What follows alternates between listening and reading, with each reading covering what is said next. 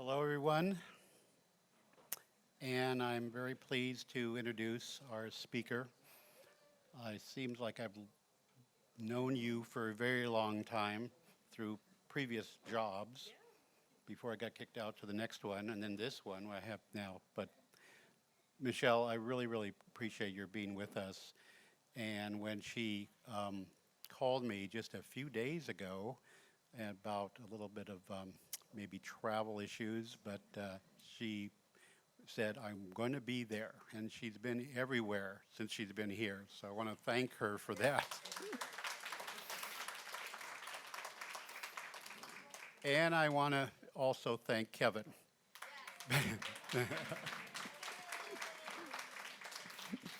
And before, just a few minutes ago, which you may not have seen, I thank the 21C Hotel. You don't have to clap because we've sent the message back there through their representative right here. And I tried to get her to say something, but must be a he. It's very interview. I don't know, but I'm turning the mic over to you, Michelle, and thank you so much for being here. You're welcome. Thank you, Don. Well, good afternoon, everybody. I feel like we're family now, right? We're at the end of this journey, and I'm trying not to be emotional because this morning was just, it was unbelievable. And so I want to first acknowledge Don and his wife, Nanette, and their beautiful daughter, Sarah, who I've already given an assignment. Sarah, you still need to get my email so I can make sure you sign up for the, retirement, you know what I'm saying.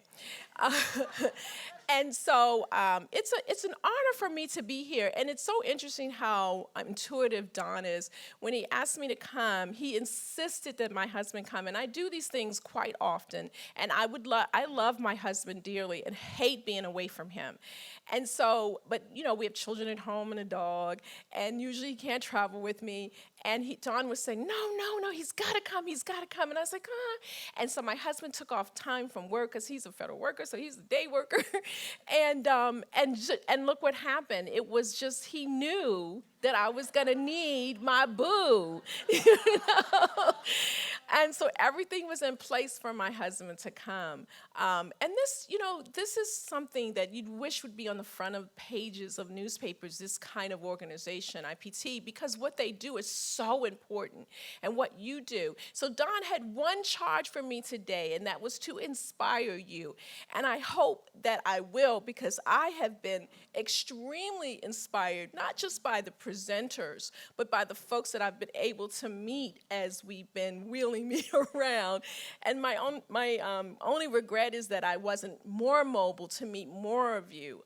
And so one quick thing, so everyone's asking what happened if you haven't had a chance to speak with me. So I've come up with a couple of things that could have happened.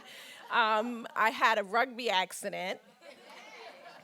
I was trying out for the Harlem Globetrotters, and can't dribble at all. Or it was a salsa dip gone wrong.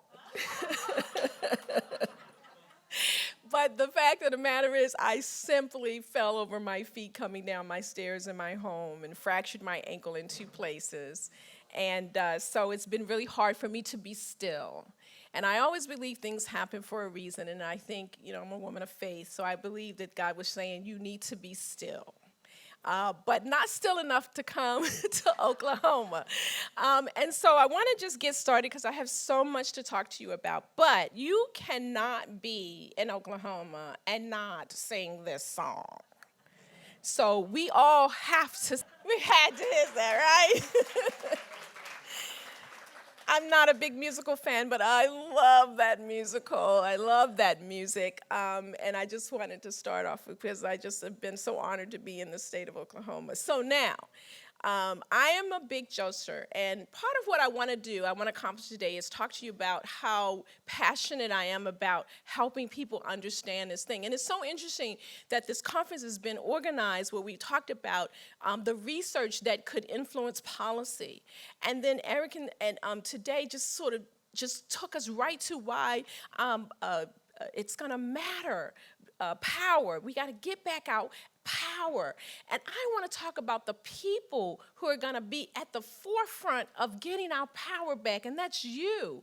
But I'd like to start with a little humor, if I don't mind. This is one of my favorite comedians. And when I speak to audiences, I always like to start with humor and a joke or something. Because when you have a conference about money and it's just regular folks, they're also intimidated and they think, you're just going to tell me how bad I am. And so I just want to say, hey, we're all in this together. Let's laugh to start this off. And so this is one of the videos that I often use to start it off. You know, because I don't shop at, high-priced stores. That ain't my thing. I go to where it's a closeout situation. Stuff is on budget. Like, I like Marshalls. That's a good stove right there. Marshalls. Because, yeah, you can go in Marshalls and find stuff, but you got to be focused when you go into Marshalls. Because, it's a closeout. It's a liquidation. Everything ain't together all the time.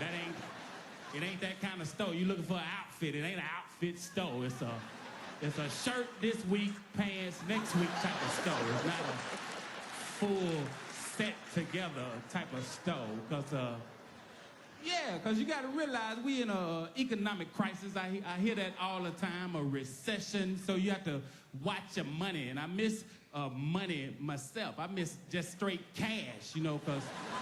Yeah, because everything is automated now. You got to know your budget in your head. You got to know what you got on your little card. I don't like the whole little swiping situation because it's confusing, the little swiping all the time. And they'll trick you to get money back from yourself because you don't even be want money, but you'll swipe your card and then the cashier be like, would you like cash back? You like, well, I didn't even know that they were giving cash today, but you don't realize that's your cash every time you get some cash back. You're like, I done got $40 more from me. Because it ain't in your budget, and they don't regulate the little card, because sometimes I'll swipe it at the gas station, and in my head, I have a balance, and I'm thinking the machine is gonna stop on my balance. But it'll just keep running, and I'll be like, hey, somebody needs to stop this, because I don't have this on my card, so it's going to be a misunderstanding in a minute, so I'm just going to ride off and see what happens. And when I ride off, I figure it's a free gas day or whatever. I don't know what Shell is really doing today, but the banker sent me a statement and say you had an overdraft at the Shell, and I say, no, the Shell gave me too much gas, because I did not have an overdraft. You need to take that up with the Shell attendant, because I don't have that. And I don't know why they want to charge you an overdraft anyway, because if I don't have the draft, pretty much I don't have the over either, so pretty much can go and close that account, because I see we not on the same page. Break up America.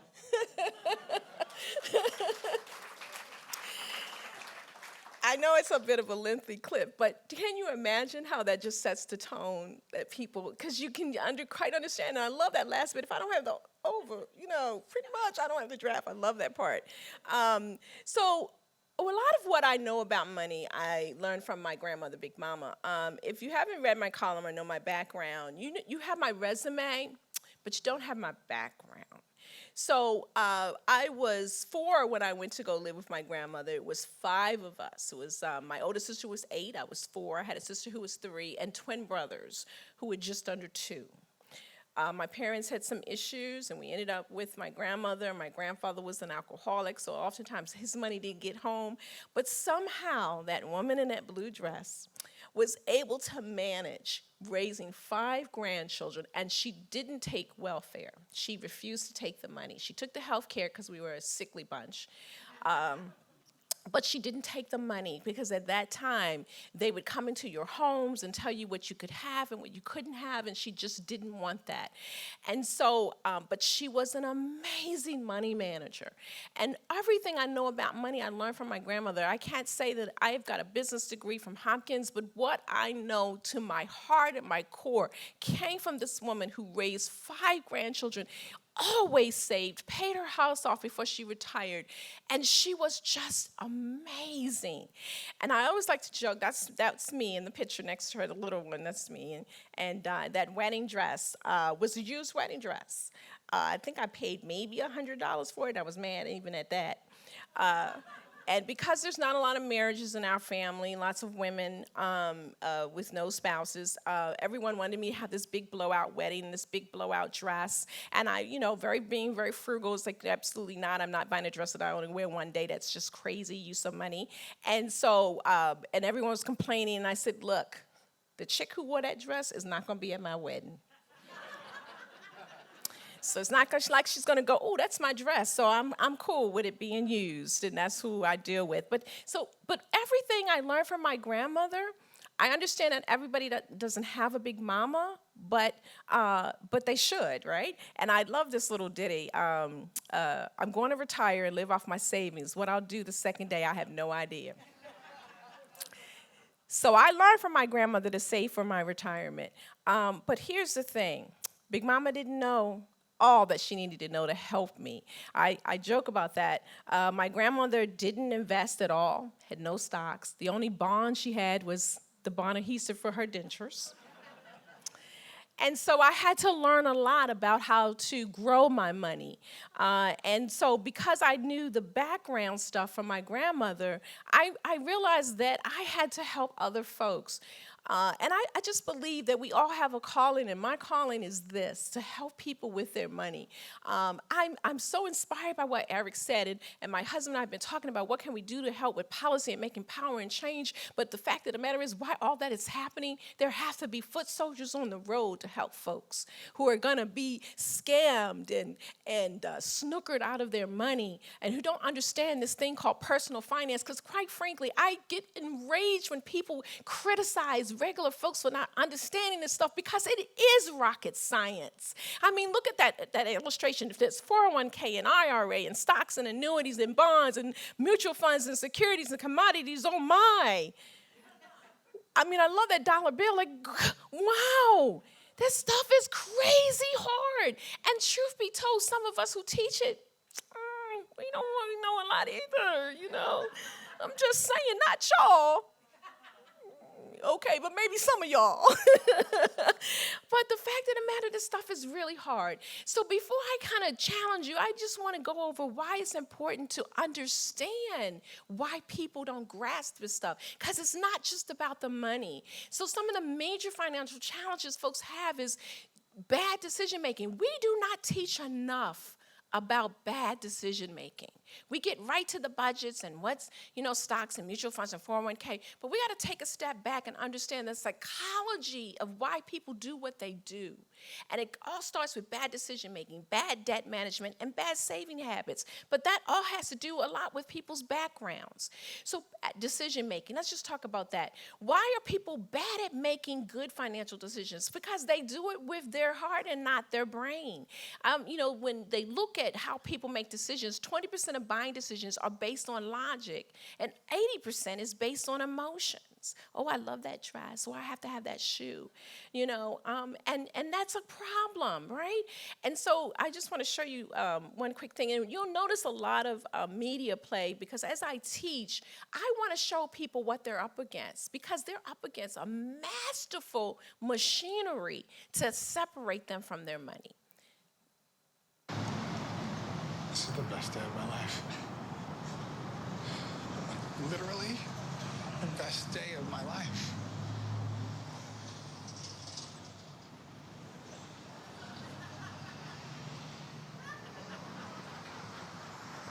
Still a good day. Yeah. That's a brilliant commercial, right? It's a brilliant commercial. But think about this. It used to be that they had all the messages and they were subliminal, right? You didn't really know what they were trying to get you to do. But that commercial says, listen, you ought to live for the day that you can get a BMW. But in the same commercial, they're saying it doesn't matter. And yet, so how can we get people to do what they need to do with their money when they're getting this kind of message? Yeah, get the car of your life, but we all know it's really not important. And so I like to show these things because it's really hard for people to figure out what to do.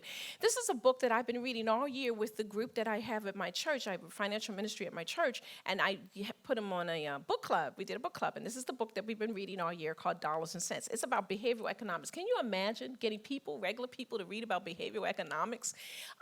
Because the ministry, I should back up, Ministry Rewind, about 200 people started at the beginning of the year. And so we made them all buy this book. And here's a quote from this book that I think is just amazing about why we're bad at making good decisions. It says, from Bitcoin to Apple Pay, Retina scanners, Amazon preferences, and drone delivery, more and more modern systems are designed to make us to spend more easily, and more often. We are in an environment that is ever more hostile to making thoughtful, well-reasoned, rational decisions. And because of these modern tools, which you're probably tapping on right now, it's only going to get more difficult for us to make choices that serve our long-term interests. That's deep, right? I would drop the mic, but then I couldn't pick it back up. But oh my gosh, it's amazing.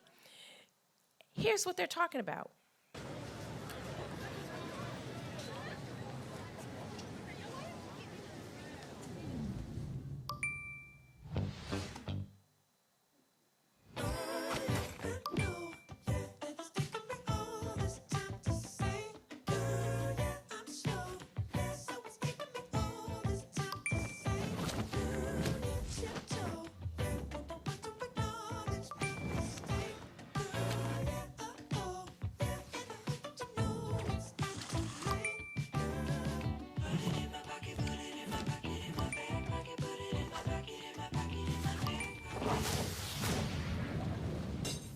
Hi, Oni. I love it.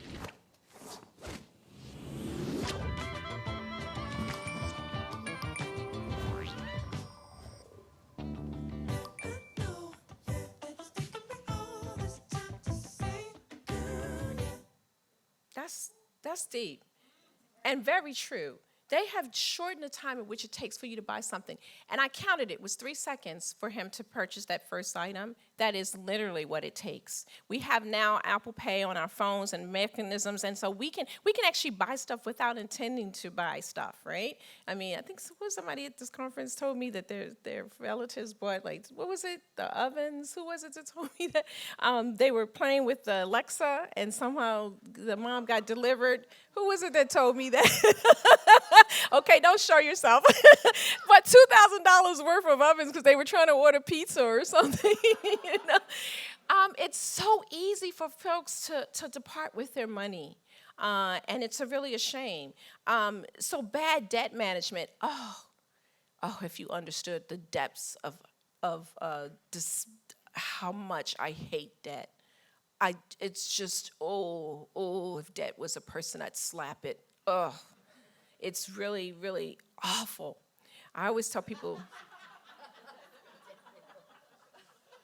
you'd have to see the movie to understand. I see dead people. I'm very fortunate to have a syndicated column, and as a result of that, I get emails and letters from people all across the country, every age and color and race and religion and political background, and they're all in debt, and how can you help me? And it's so overwhelming to hear from so many people so mired in debt. I got a letter from a grandfather who was on a fixed income, and he co-signed for his granddaughter's student loan to the tune of, I think, about $50,000. And she didn't finish, and she couldn't pay, and they were coming after him. What can I do, Miss Singletary? He says. I don't have the answer for you, except pay it. And you know that they can even attach to Social Security to pay that debt. And so we have to fix this. We have to figure out how to get people not to be so mired in debt. But we got to fight against this kind of thing.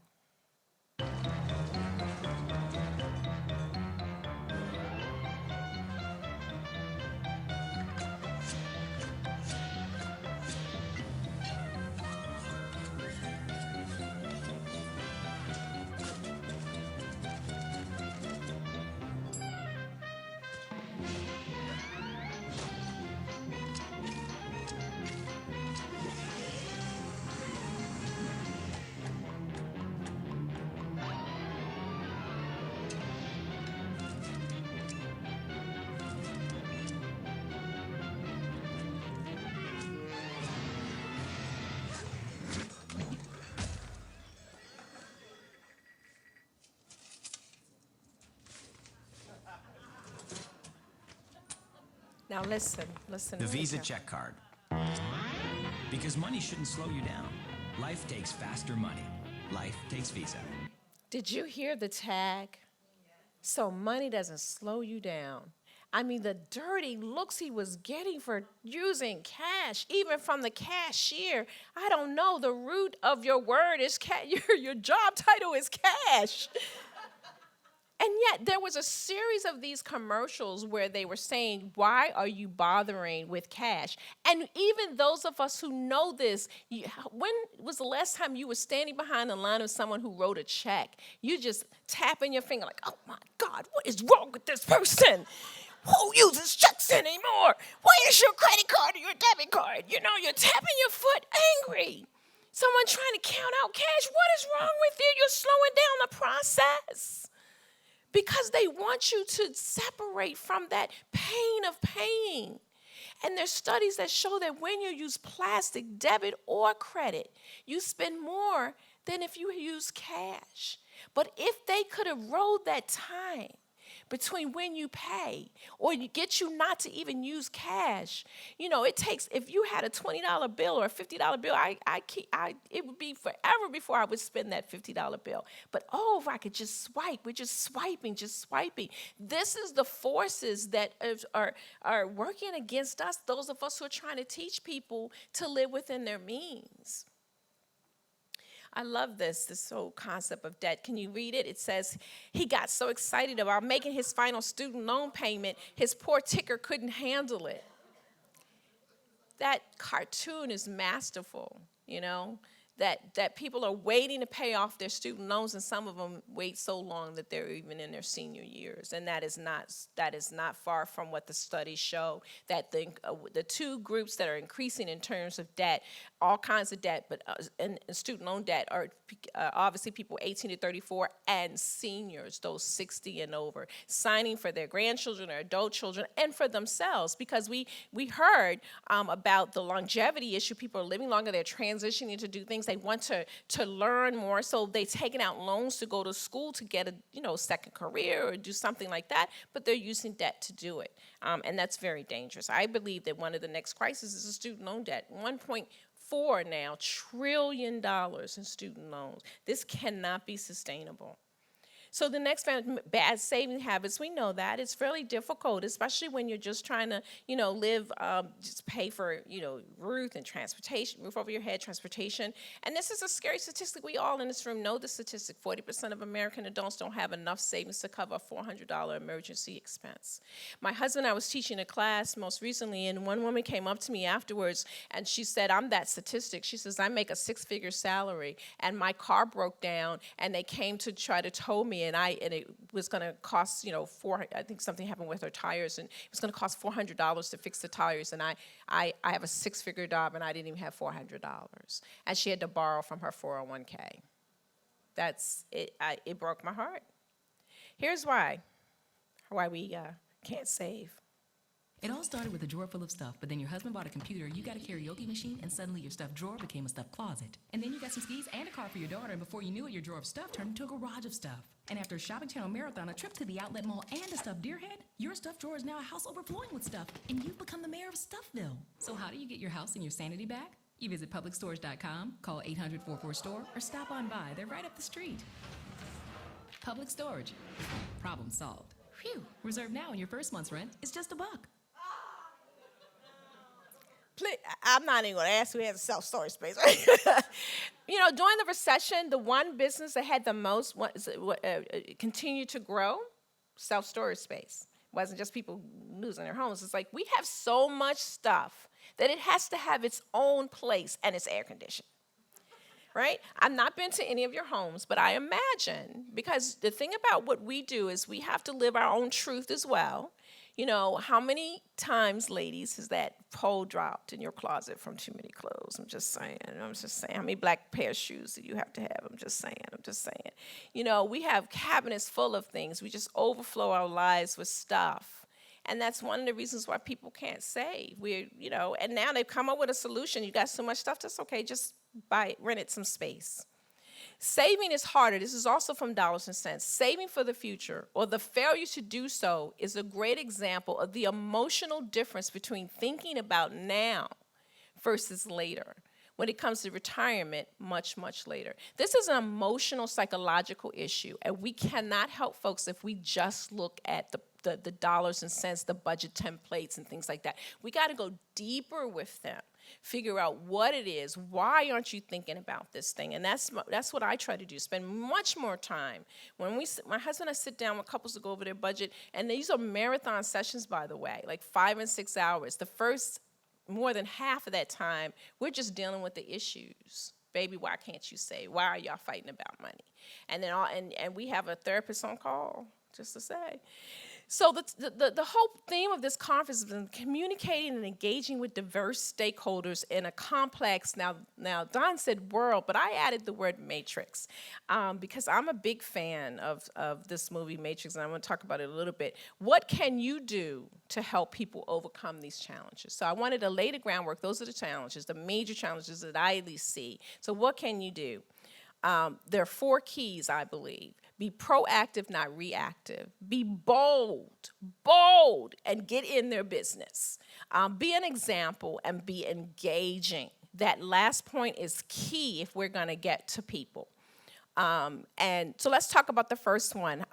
Be proactive and not reactive. How? We have to change people's minds. We have to go for this first to get them to buy into what we need. How many of you have heard this expression, knowledge is the power?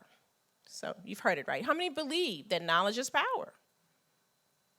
Okay, about half of you. All right, okay. But what if I told you that what if what you know is wrong? Because a lot of what people know about money and how to handle it is wrong. Now, let me ask, how many have seen the movie The Matrix? So who hasn't? Let me see. What? Where have you been? That is an amazing movie. So that's your task. That, everybody, when I come to conferences, everybody should have a action, point, right? Like whenever I come to things, it's something that I always say that I'm going to do. So those who would, let me see those hands again, who's not seen the movie Matrix, that is what your task is, to rent this movie. Because this movie is amazing, and it's a great teaching tool because we live in a matrix world. Let me give you a little snippet for those who haven't seen it. Those of you who have, this will just be a recap for you. But let's watch this scene real quick.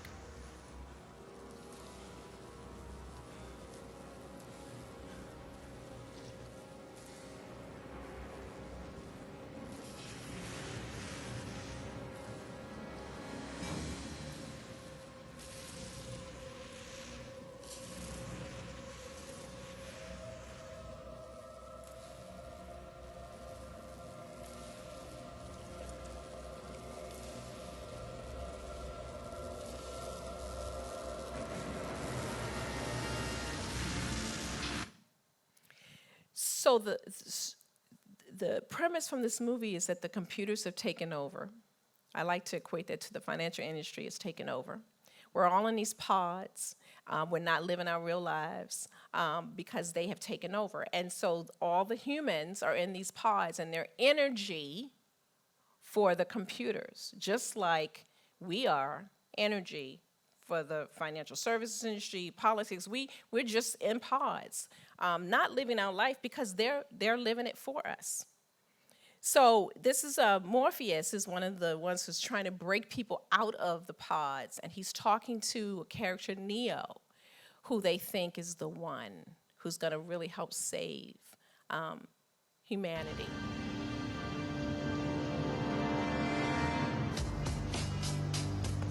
The Matrix is a system, Neo.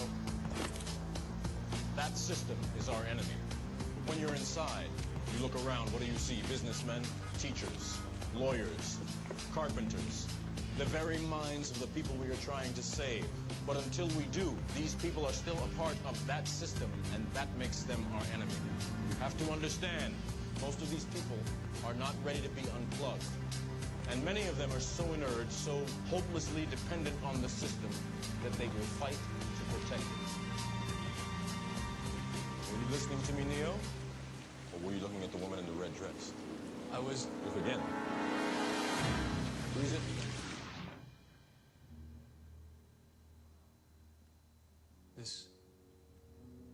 This isn't the Matrix. No. It's another training program designed to teach you one thing. If you are not one of us, you are one of them. What are they? Sentient programs. They can move in and out of any software still hardwired to their system. That means that anyone we haven't unplugged is potentially an agent. Inside the Matrix, they are everyone, and they are no one. We have survived by hiding from them, by running from them. But they are the gatekeepers. They are guarding all the doors, they are holding all the keys, which means that sooner or later, someone is going to have to fight them. Someone. I won't lie to you, Neo. Every single man or woman who has stood their ground, everyone who has fought an agent has died. But where they have failed, you will succeed. Why? I've seen an agent punch through a concrete wall. Men have emptied entire clips at them and hit nothing but air. Yet their strength and their speed are still based in a world that is built on rules. Because of that, they will never be as strong or as fast as you can be. What are you trying to tell me? That I can dodge bullets? No, Neo. I'm trying to tell you that when you're ready, you won't have to.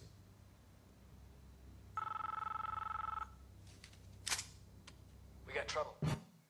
So imagine that you're Neo and that we are going to save those folks from those pods. But we got to fight through this enslaved world, right? Because they're after us. They're after them. But we're going to do it. There are emotional forces working against us. The solution to people's money troubles is to think more. We have to teach them to delve deeper into the minds, into the mind games being played against them, expose the lies that lead to their money and investment mistakes. So I love this scene because we've got to get them to want to wake up because it's comfortable where they are, right? It's comfortable in the lie. It's comfortable there. And the kids say, you got to stay woke. And when we did the session this year, it's a year-long session that we do in our ministry. And when we started it off, I had spent all morning before the session little baggies of red and blue jelly beans. And I handed it out to all the folks that began, because what we found is at the beginning of the session, and it's usually the beginning of the year, just like when we want to go to the gym at the beginning of the year, we make all these promises to ourselves. We're going to get healthier. In their case, we're going to get my money together. But they don't want to buy into what it is that's keeping them from doing that. So we've been doing the Matrix all year long. I dressed up as Trinity. My husband was Morpheus. And we had some of our teammates dress up as the agents walking through the audience. It's just been an amazing year doing this. And so we gave them all the baggies. And I said, much like what Morpheus is about to tell Neo, do you want to be awoke? Do you want to be awakened? Do you want to get out of what you've been in for so long? And here's the motivation I gave them. Do you want to know what it is? The Matrix is everywhere. It is all around us. Even now, in this very room. You can see it when you look out your window or when you turn on your television. You can feel it when you go to work, when you go to church, when you pay your taxes. It is the world that has been pulled over your eyes to blind you from the truth. What truth? That you are a slave, Neo. Like everyone else, you were born into bondage, born into a prison that you cannot smell or taste or touch. A prison for your mind.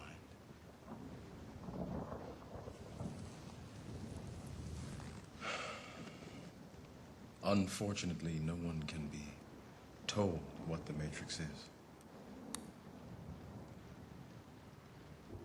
You have to see it for yourself.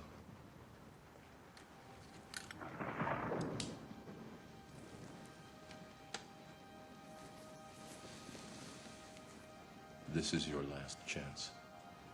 After this, there is no turning back. You take the blue pill, the story ends. You wake up in your bed and believe whatever you want to believe. You take the red pill, you stay in Wonderland, and I show you how deep the rabbit hole goes.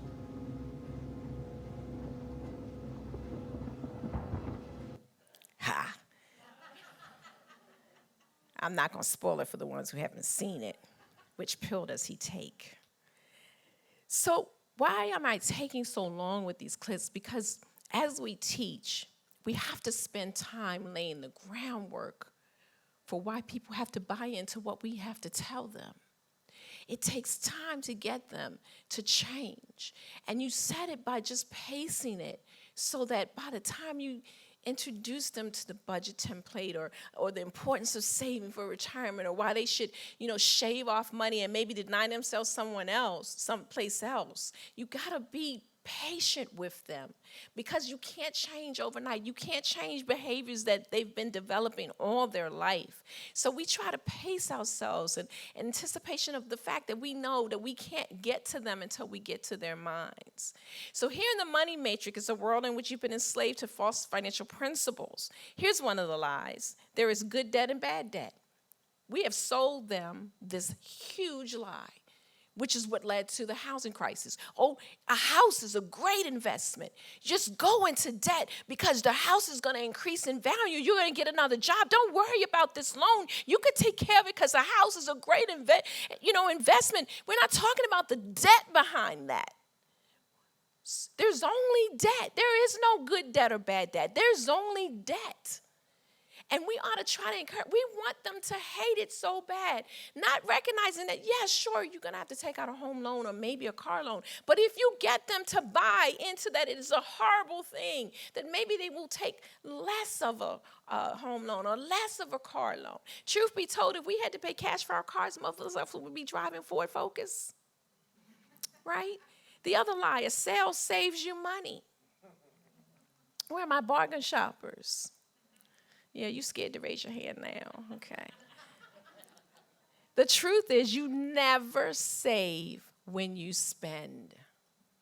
You never save when you spend. What are you doing? Your muscles have atrophied. We're rebuilding them. Why am I, sir? You've never used them before. All right. You heard what he said, right? So let's just watch how people Every time you head to the mall, there they are, sale signs. They are ubiquitous in American retail these days, which makes you wonder, do they actually mean anything anymore? They want you to think you're getting a great deal. There's no point in shopping around. Kevin Brassler is executive editor of Consumer's Checkbook, a nonprofit consumer watchdog group that decided last year to track prices at 19 big retailers for 44 weeks. The goal, figure out if anything is actually on sale during all of those advertised sales. And at some of the stores, almost all the sales they offer are fake sales. They're not special prices at all.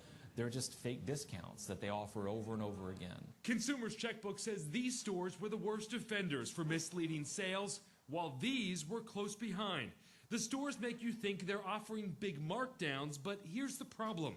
The products are hardly ever offered at what they claim is the regular price. That's where the dishonesty really comes into play, that these stores are telling you one thing to make you believe that, oh, I really am saving half off some price, but that price is fictional. Take this Samsung gas range, apparently a hot item, on sale at Home Depot for 44 straight weeks. Every week they checked, never coming close to that regular price of $24.99.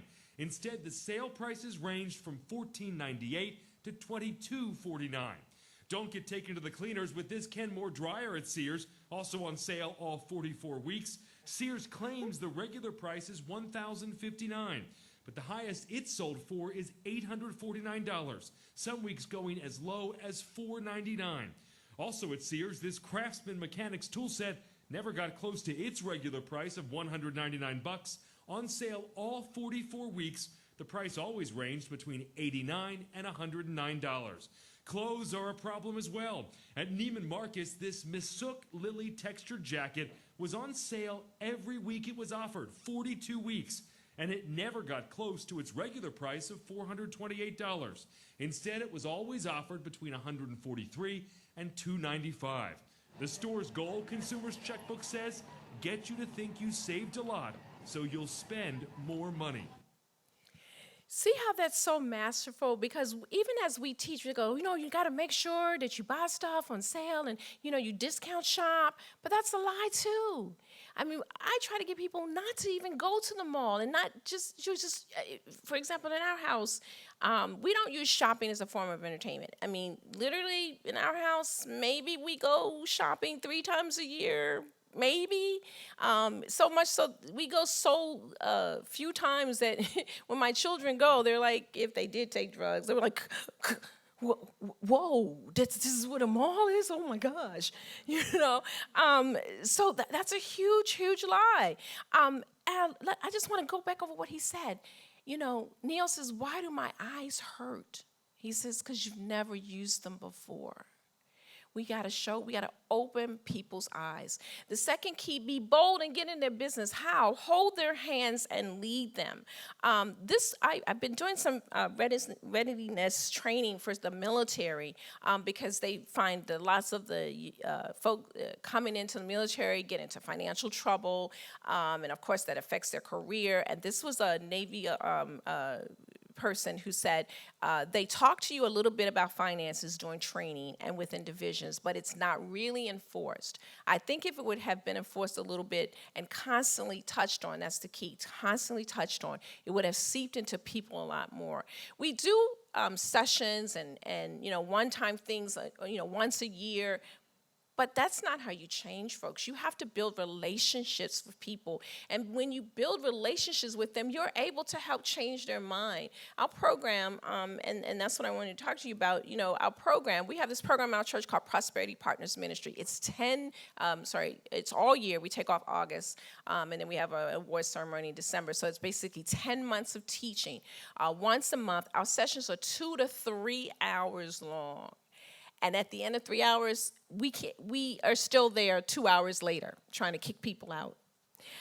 And about 3 months into the session, we matched them up with mentors, money mentors, accountability partners. I modeled it after AA because that's why there's someone always walking along. And we have partners who've been participants who've been in the grocery store, for example, or Target, shopping and over shopping. And they will call their partners like, I don't know why I'm here, help me. And we've actually had people talk people out of shopping. I mean, my personal partner called me last year on Black Friday, and she was just a spendaholic. And she's calling me, she's like, I gotta go. There's all these sales, I can't do it. And I was on the phone with her for an hour and a half, trying to talk her down from going shopping. And then because I knew who she was, and she was so grateful for what we had to do with her family, and I said, you better not be buying me anything.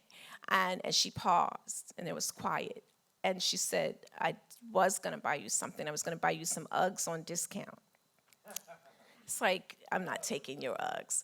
And one couple who takes our marriage and money class, I was talking to her, she's the same person. Her husband never wanted to deny her buying anything. And so he just loved her so much that he indulged her all this spending. And I'd taken away her credit cards and shut her down from shopping, and she wanted to go get something for something. And he was like, well, I think, Michelle, don't you think she should be able to do it? And I'm not telling you that you should do this because you'll get in trouble. But I hauled off and punched him in his chest. I said, stop telling her yes. And they right now are one of our biggest couples. They've come back to help other couples, and just tremendous couple. And they've gotten out of thousands and thousands of dollars of debt. But I couldn't have punched him if I hadn't have a relationship with him. The 4 keys, the third key, be an example. How? Walk the talk. I think one of the other presenters talked about we got to tell our stories and be okay about telling people about stuff. We are constantly, my husband and I, we don't try to be hypocrites. We try to live what we tell you. And we experience it and we show people, and we, if you go to church with us, you'll see the same, for me anyway, the same outfits. I don't have a whole bunch of outfits. If I come back next year, I'll probably have the same outfit on. We try to really, we drive crazy cars for like 15 years and bumpers are missing. I'm going to tell you a quick story, and I'm going to tell you about this. So my husband and I volunteer at prisons, teaching inmates how to handle their money when they're about to be released. And I went to go teach the women's prison, and I had on, I got maybe about 5 rotation of outfits. And I'm not a very stylish person, so whatever's on a mannequin is what I buy, and that's how I wear it all the time. So I wore I think it was a pink jacket and some black slacks, and I went and taught at the women's prison. Then I went on Meet the Press. I was so excited, Meet the Press. And so I went back to the prison for a follow-up session, and one of the inmates afterwards came up to me, and she says, "Oh, Michelle, oh my gosh, I saw you on Meet the Press." And I was like, "Oh my gosh, you watch Meet the Press in prison? Wow." And I thought she was going to talk about what I said, and, that she knew me, and, I was like just ready. And she says to me, "And I noticed that you had that same outfit on that you wore when you came to teach me last time." And I thought, is this chick trying to embarrass me? Oh my, what? And in my head, because I am in prison and they were short of guard that day, I was like, "Chick, all you wear is blue." And she could probably tell from my face I was a little, I'm from Baltimore, so I won't use the salty language that I wanted to use. And she says, "But I tell you that to tell you that when I saw that you had that same outfit on that you wore when you taught me last time you were here, I was thinking to myself that she must really value me as a person, because she wore the same thing to teach me, a former prostitute and drug dealer, on a show that very important people watch." I know, right? I was so glad I did not cuss her out. But what she said to me was that, "I'm watching you. I see what you do. You never know what people are watching. And so you want to live the life that you're trying to preach to them. And so they won't see us driving up in fancy cars and luxury cars. We're not putting all our money in cars and assets that don't appreciate. So when we talk about buying assets that appreciate, it makes sense to them because they don't see the McIntyres buying assets that depreciate the moment that you buy it. They wear the same clothes. We walk the talk. And just before this clip, this is my oldest daughter. Looks just like her daddy, and she's gorgeous. And growing up, my husband and I would say no to our kids for a bunch of stuff. They would last to get anything. If you look in their closets, the closets are half empty. We wanted to save for them to go to college because it was so important to us to not graduate with any debt. We have 3 children, 23, 20, and 18. My oldest is through undergrad, debt-free. She's in graduate school now, debt-free. My son, who has autism, is in college. He will graduate debt-free. We have a freshman who just started. She will graduate debt-free. And we've set some money aside for them to also go to graduate school debt-free. We have regular jobs. I make a decent living at the Post. My husband makes a decent living at the federal government. We're not, super wealthy folks, but we started saving from them when they were little kids. And one of the ways we were able to shave off money, and this is the story that I tell folks because I just want them to know we're just like you. And so when this one was asking me for something when she was about 8 years old, I said, no, I have 2 words for you, college fund. "Mommy, can I please have it? Mommy, please, please." 2 words for you, college fund. Mommy, all my friends have it. 2 words for you, college fund. So this went on for about 10 or 15 minutes, and you can imagine she was so very upset, and she stomped her little feet, and she says, "Well, I have 2 words for you." And I'm thinking, okay, kid. I have 2 words for you. Nursing home.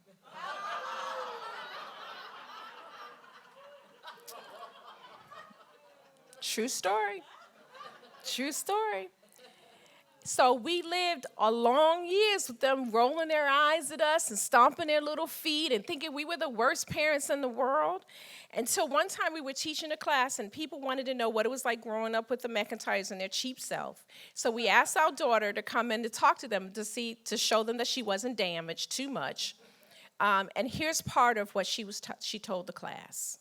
And even the friends that I have that are frugal, even they have debt, and so just sitting in on those conversations of I got 6 months before I start calling, and I just don't have those fears. And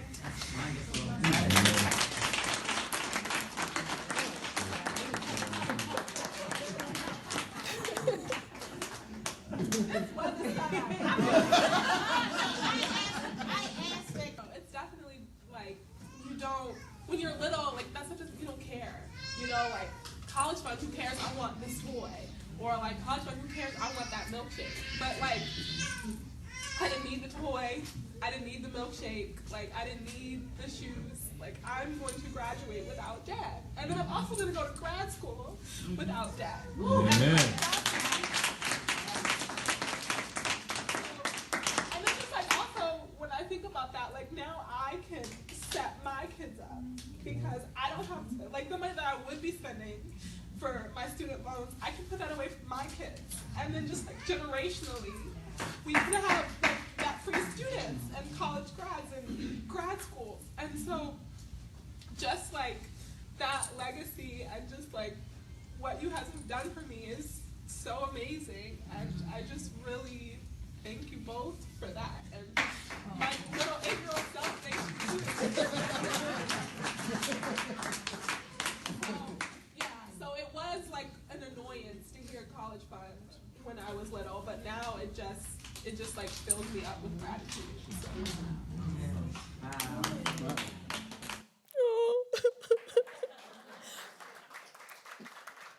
Did you notice up top I had it on yesterday? But and I have my daughter come out and I speak to and I ask her to speak to parents starting out, little kids, to sort of they can see, because oftentimes they can't see down the road what it means to say no to your kids today. And so we try to tell our stories, not to boast. Please understand that this is not about boasting, but it's just to share how important it is when you walk the walk. So the last one, be engaging. How change things up, right? Make it fun for them. Hopefully it's been fun for you, show them videos and tell jokes. And it's not the traditional financial program. And once you get that, you get them laughing, you get them engaged. Then you can open up their minds and give them those boring budget templates. So one of the things I do, because budgeting is the hardest session, because it's so hard. People don't want to budget it. They don't have enough, and they don't understand where they can begin. And I was trying to figure out how to prepare a budget session once again, and I always try to think of how can I communicate how important this thing is. That while we're waiting for policy change, while we're waiting to embrace our power, that we have to get them at whatever level they are. Because the truth of the matter is they've got to pay their bills. They've got to figure out some way to make it happen. And I was watching Dreamgirls, and this scene came up, and I was like, that's it.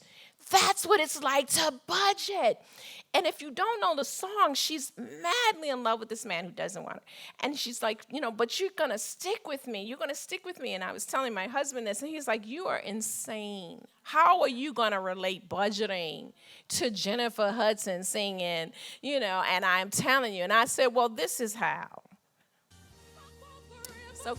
So this is what it's like to budget, right? You're madly in love with the numbers. And you're like, I love budgeting because it just helps me. And it's she's like, I'm telling you. Yes. Oh, baby, you are the best budget I have ever known. There is no way I'm living without my budget. No way I'm living without my budget. No. Yes, I love you. I'm not living without you. I'm not living without you. I don't want to be free. yes. I'm staying with you. I'm staying with, and you, and you, and you. You gotta love budgeting. Yes, yes, yes. You gotta love it. Yes, love me. Yes, you are. Yes, you are. You're gonna love it when I finish with you. Yes, no, yes, yes. Love me. Love me. Love me. Here it is right here. Yes, love me. Oh, yes. Yes, budgeting. Yes. Oh, here it is. You're gonna love. Here it is. Here it is. You're gonna love budgeting. Yes, you're gonna love it.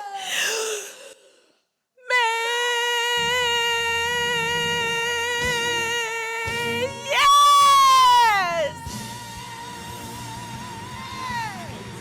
Yes! Yes! Whoa! Can you imagine getting, and I tell you, everybody, you will never hear that song the same again. Because I now have got them. This is what it feels like to be command of your numbers. And maybe they don't add up, but you know what it is. You know it with a passion in your heart, your soul, your being. Budget doesn't limit you. It frees you. A budget tells you what you can do. You got to love it. And then you take your power back. Oh, it's like when you first fall in love, isn't it? You're like, yeah, man. See how it can be? Oh my gosh, now you all are in love with your budget, right? Yes. And then I tell them, my two loves, my boo, love you, baby, and my budget. Who can't fall in love with budgeting after that, right? So one session, just check my time. One session, oh my goodness, I'm almost done. One session, I was trying to teach them the danger of co-signing. And I'm like, how do you communicate with people? Because, that's hard. You want to help your kid. You want to help your sister. You want to help Peaches. You want to help them. And I love Judge Judy because she just gets right to the matter. So I thought, how do I teach this course about, co-signing and credit and the dangers of all this? I said, you know what? Well, let's put on a little skit. Here's a little snippet of the skit. This is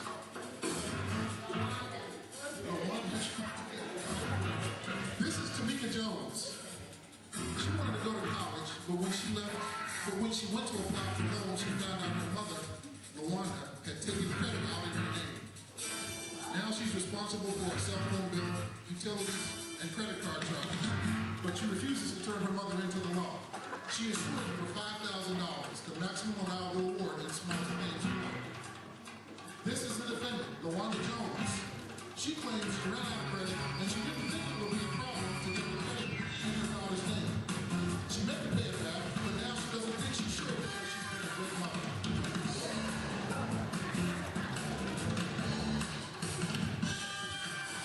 You're sitting in the courtroom of Judge Michelle Shelley McIntyre. The people are real. That's my brother who works for the prison, his uniform. He was Bert. This is her courtroom. This is Judge Shelley.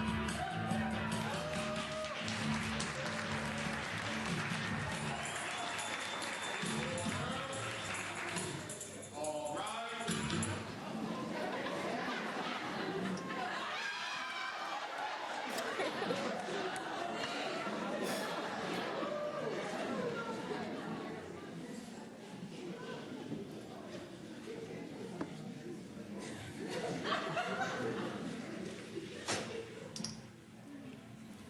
All right, so in the interest of time, I'm going to cut it off. But basically, they were fussing. I was hitting the gavel. But we basically taught the lesson with that theme. And I had this crazy wig on. And my brother was, the bailiff. And it was such a hit.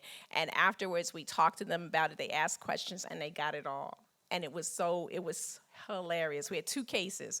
So here's the thing, and I'm going to just try to wrap this up really quickly because we know we have another speaker coming on. So I need you to teach them how to dodge. They got to dodge bullets. This is what I want you to do. Sarah, can you come up here for a second?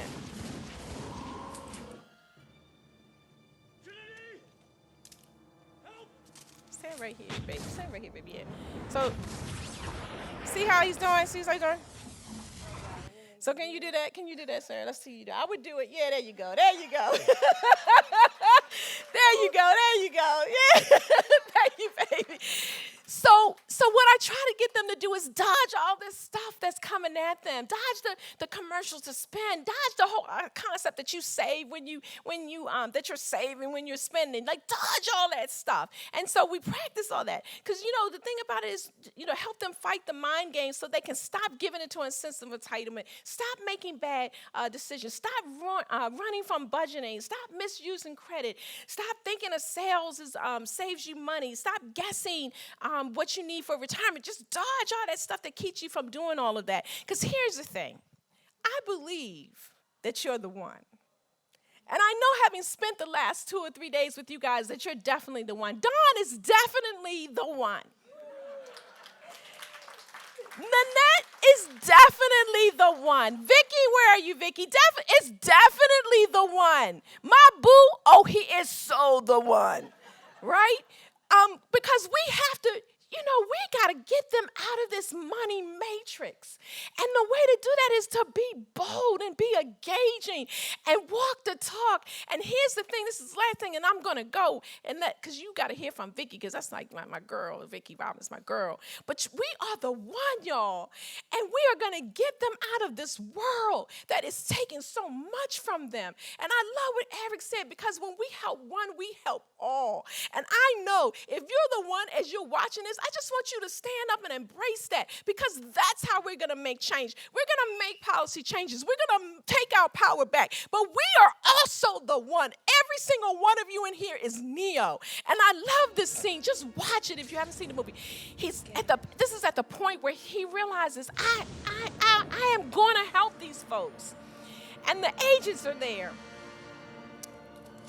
And they start shooting at him. This is payday loans. This is bad mortgages. This is usury car loans. This is all the stuff that's coming at them. And here you are, ready to stop those bullets. Look at that.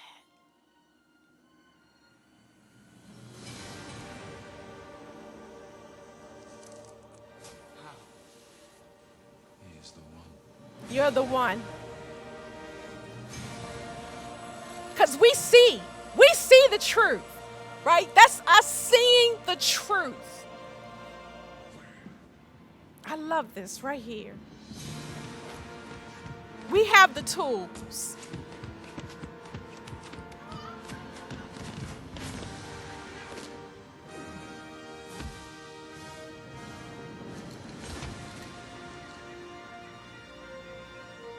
I can't do that. But I will one day. We're coming for them. We're coming for them.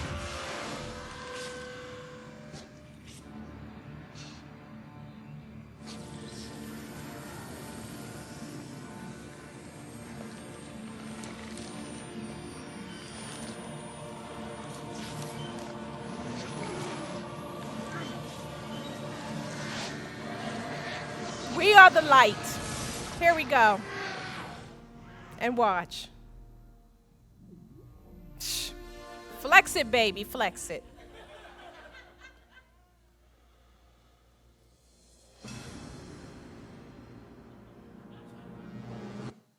He says, come on. Are you the one?